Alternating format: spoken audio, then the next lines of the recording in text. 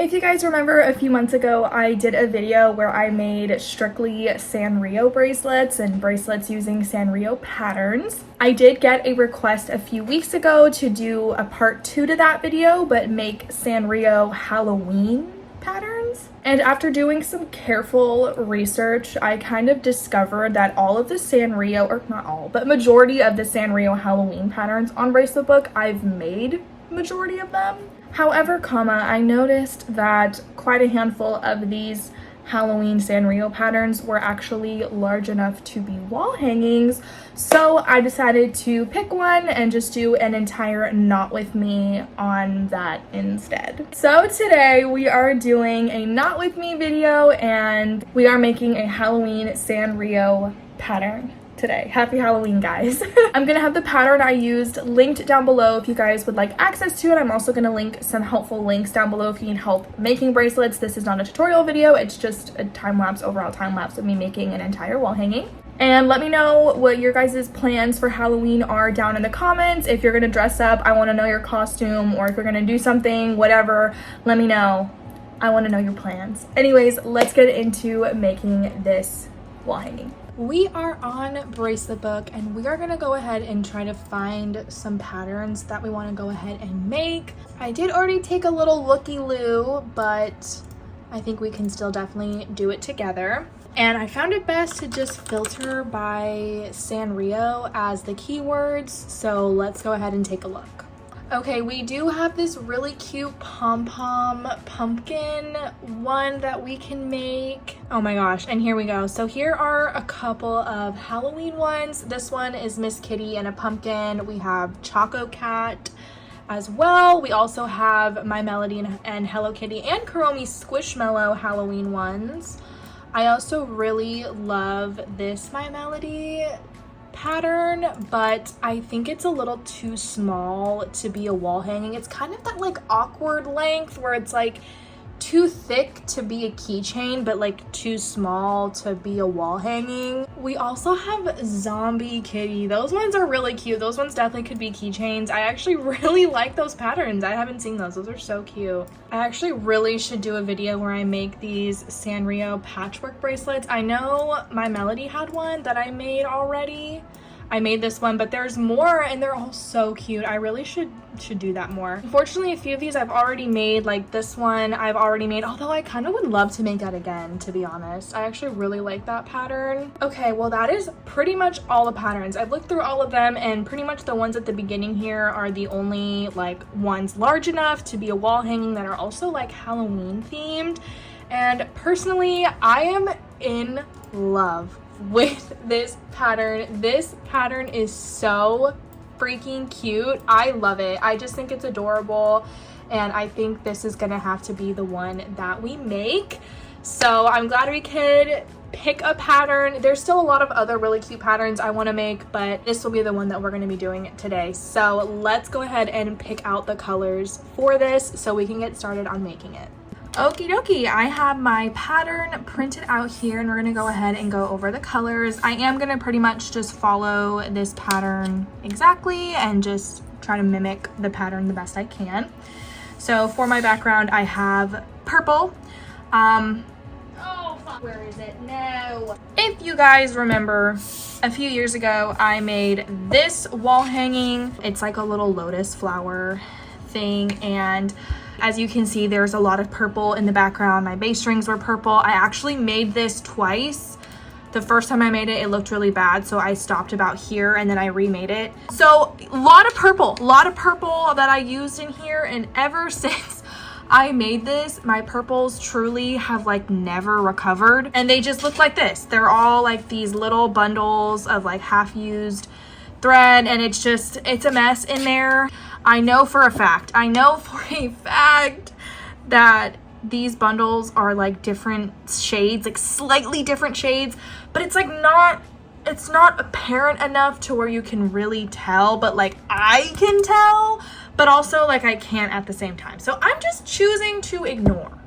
And we're gonna just use all this purple thread and we're just gonna hope for the best. And then I have a bunch of other just like neutral colors, white for Kitty herself. Did you guys know that apparently Hello Kitty is not actually a cat? call BS. What do you mean she's not a cat? She has a nose, she has ears, she has whiskers. Her name is Hello Kitty. I don't care what the CEO of Sanrio says, she's a cat. Don't even know. Anyways, black for the outlining. I'm sorry, my iPad is okay. Okay, guys. Thank you. Thanks. Okay, thank you. I have this like really pale yellowy orangey color. I'm gonna use this for like the sparkles. I'm pretty sure this color is just orange, but I want to use yellow, so we're gonna do that. And then I have these two shades that I'm gonna be using for my pumpkin. And then I just have some green for her stem and pink for her bow. So that is all the thread I have set out for this. Obviously, this is a wall hanging. We're gonna be making this on our trusty wooden dowel. This one I have cut already from a previous project. I hope this is long enough. I think this should be like perfect, so we will hope for the best. But I'm gonna go ahead and just get started on making this. So let's just jump into the time lapse, you guys. Welcome to the time-lapse portion of this video. I had a lot of fun making this wall hanging, and let the record show, I am not a Halloween girly. I never really have been. I don't like Halloween, but I like this pattern. And I made sure that this time I was not going to make a absolute fool of myself and cut the wrong number of bass strings for what, like the 17th time. So in case any of you were wondering, I just, I cut the right number of bass strings this time for like the first time in my life. Anyways, I know I'm gonna get questions asking me how long it took me to make this, and I actually only took like 2 weekends to make this. I started it on a weekend, and then I like worked on it for the whole weekend, and then I had my week of school, and then I just finished it the second weekend. So I want to say I only was working on it for like 5 days maybe, and each row took me about 15 minutes, which doesn't really seem right to me, but it is. I timed myself like several times, and there's 52 rows, so just doing the math on that, just doing the rows alone, 15 minutes each, took me 13 hours. However, I'm gonna give myself an extra like 2 or 3 hours on top of it, just to like cut the bass strings, add all the bass strings to the wooden dowel, do the ending, like all that type of stuff. I'll say it took me around like 16 hours to make this, which I don't know, I think is pretty good. I feel like that's definitely one of like the lower amounts of time it's taken me to make one of these wall hangings. It doesn't seem right to me, but like I promise it is. I don't know. But speaking of school, you guys, I just finished my first full month of university, and I have some thoughts. I genuinely do really love it. Since I graduated high school in 2020, we all know what happened in 2020. I spent 4 years to complete community college, and out of that 4 years, the 60 some odd units I did, I only had 2 in-person classes. And now at university, I have 4 classes this semester, and 3 of them are in person. So it's definitely a shift for me. I'm just not really used to this type of schedule, but I knew I would love in-person classes, and I truly do. But like, I genuinely feel like I spend more time commuting to school, walking to class, waiting for class to start than I actually do in class, which is just so frustrating. I live in Sacramento, and the traffic in Sacramento is genuinely so unpredictable. Every single day it's different, which is just not what I'm used to when I lived in my hometown, which is like in the middle of nowhere, like nobody freaking lives there. So I always give myself like double the amount of time that I need to get to school, just in case there's like hella traffic. And then I always get to school like 20 minutes early because of that, and then it takes me like 20 minutes just to walk to class, because I literally park on like the very outskirts of campus, because the one time I parked like inland on campus in a parking garage, tell me why it took me 30 minutes just to get out of the parking garage. It doesn't even take me 30 minutes to drive home. What is that? Like, what is that? So I literally just gave up, and I've been parking on like the outermost outskirty parking lot that there is on campus. It's literally the furthest parking lot I possibly could park in in correlation to where my classes are, but I honestly don't care, because it's just not worth saving the 7 extra minutes of walking time to wait 30 minutes after school just to get home. And then you have to get to class like literally minimum 20 minutes early, because tell me why none of these hoes believe in unassigned assigned seats anymore, okay? And I like to sit where I like to sit, and in order for me to get my seat and not have some random hoe take my damn seat, I have to get there like 20 to 30 minutes early. It is just, oh my God, it's too much. Anyways, rant over. That has just been the past 4 weeks for me. And I truly do really like university, but I think that all the issues I'm experiencing with just commuting and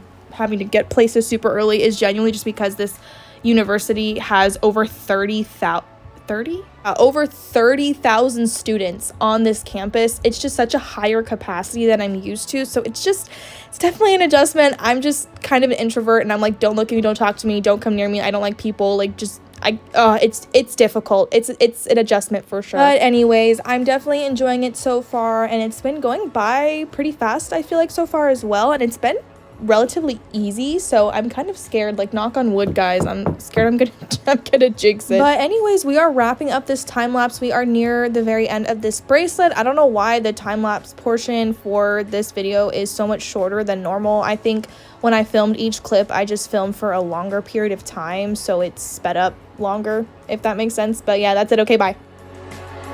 Okay, you guys, here is the finished wall hanging in all her glory. I did just do the normal keychain end for alphas here. If you guys want to know how to do this technique, I get a lot of questions sometimes about how to do this technique. I show it in my video on how to make an alpha pattern on a key ring, like a D ring. I will link it down below if you guys want to learn how to do this. It's really simple. And then I went ahead and added the little hanging part at the top, and it just looks so good. I really do like this pattern, and I don't know if you can tell on camera, but right here I used the wrong shade of purple. It's 2 rows.